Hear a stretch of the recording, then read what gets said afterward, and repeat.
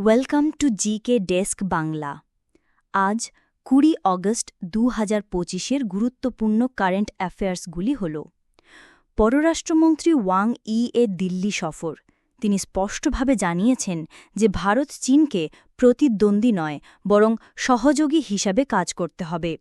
তাঁর সফরে সীমান্ত সমস্যা, আঞ্চলিক নিরাপত্তা এবং বাণিজ্য ও প্রযুক্তিতে দ্বিপাক্ষিক সম্পর্ক প্রসারের মতো গুরুত্বপূর্ণ ইস্যু আলোচনায় আসবে। এ সফরকে অনেক বিশেষজ্ঞ দেখছেন সম্পর্কের নতুন মোড় হিসাবে, কারণ গত কয়েক বছরে ভারত চীনের মধ্যে সীমান্ত উত্তেজনা ও অবিশ্বাস বেড়ে গিয়েছিল।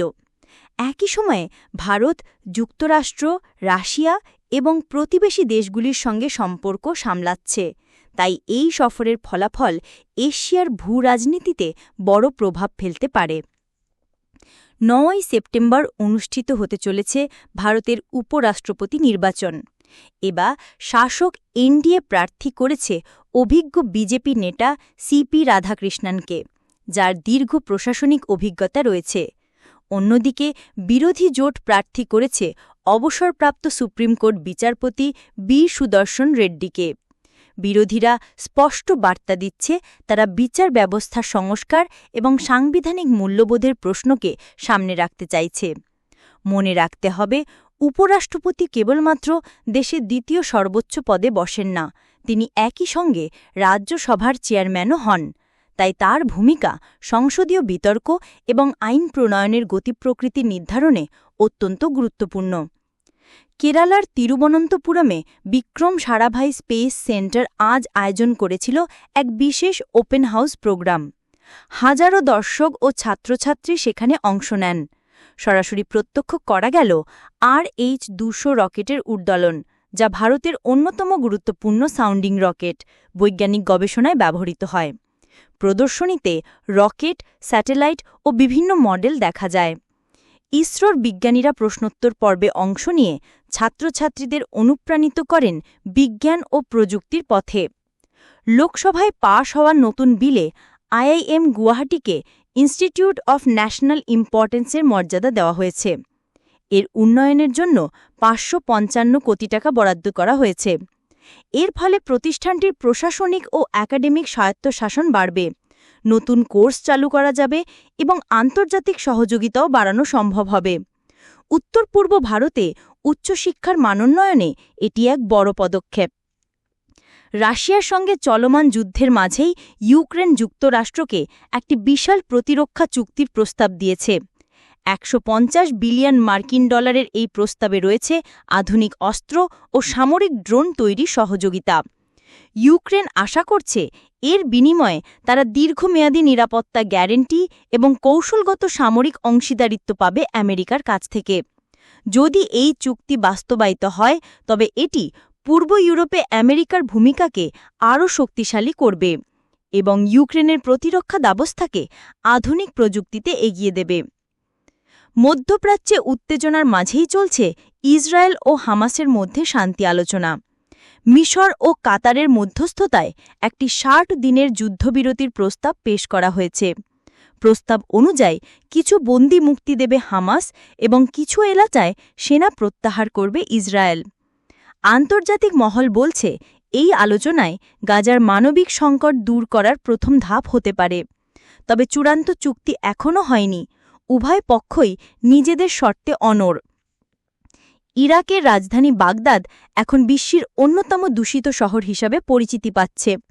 ধুলোঝড়, গাড়ির ধোঁয়া, শিল্প দূষণ সব মিলিয়ে শহরের বাতাস ক্রমে অস্বাস্থ্যকর হয়ে উঠছে।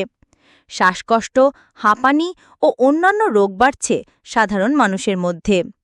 ইরাক সরকার নতুন কিছু পদক্ষেপ নিয়েছে: গাছ লাগানো, দূষণ পর্যবেক্ষণ বাড়ানো এবং উচ্চ দূষিত এলাকাগুলো অস্থায়ীভাবে বন্ধ রাখা। পরিবেশবিদরা বলছেন, যদি টেকসই নগর পরিকল্পনা না নেওয়া হয়, তবে বাগদাদের সমস্যা আরও ভয়াবহ হবে। তরুণ ব্যাটসম্যান শুভমান গিলকে এশিয়া কাপ টি-20-তে ভারতের ভাইস ক্যাপ্টেন হিসেবে ঘোষণা করা হয়েছে। ধারাবাহিক ভালো পারফরম্যান্স এবং নেতৃত্ব গুণের জন্যই নির্বাচকরা তার ওপর আস্থা রেখেছেন। এই টুর্নামেন্ট শুধু এশিয়ার নয়, আসন্ন টি-20 বিশ্বকাপের প্রস্তুতিতেও বড় ভূমিকা রাখবে। দেশবাসী প্রত্যাশা করছে ভারতীয় তরুণরা এই মঞ্চেও সেরা পারফরমেন্স দেখাবে। টেনিসের নতুন প্রজন্মের তারকা কার্লোস আলকারাজ জিতে নিয়েছেন তার প্রথম সিনসিনাটি ওপেন শিরোপা। প্রতিপক্ষ জানিক সিনার অসুস্থতার কারণে ম্যাচ থেকে সরে দাঁড়াতে বাধ্য হন। তবে পুরো টুর্নামেন্ট জুড়ে আলকারাজ অসাধারণ খেলা দেখিয়েছেন।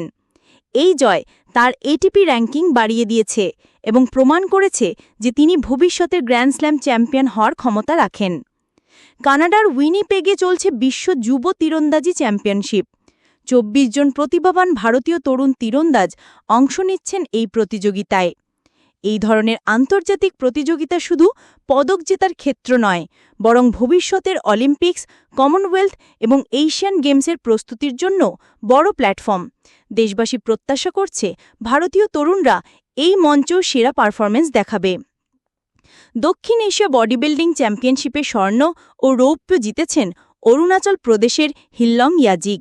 এই অর্জন শুধু তার ব্যক্তিগত গৌরব নয়, বরং ভারতের উত্তর পূর্বাঞ্চলের খেলাধুলোর ক্ষেত্রেও এক বড় পদক্ষেপ।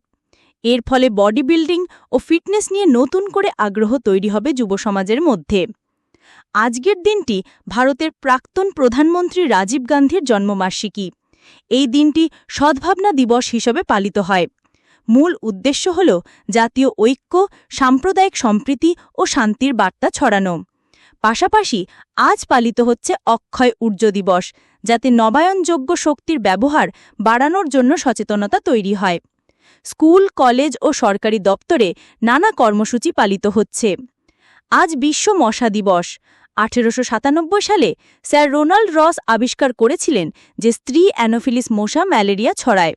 সেই স্মৃতিতেই প্রতিবছর ২০ আগস্ট পালিত হয় এই দিন। মশাবাহিত রোগ যেমন ম্যালেরিয়া, ডেঙ্গু ও চিকুনগুনিয়া এখনও কোটি কোটি মানুষের জীবন ঝুঁকির মধ্যে ফেলছে। তাই আজকের দিন স্বাস্থ্য সংস্থা ও সরকার মানুষকে সচেতন করছে প্রতিরোধমূলক ব্যবস্থা নিতে।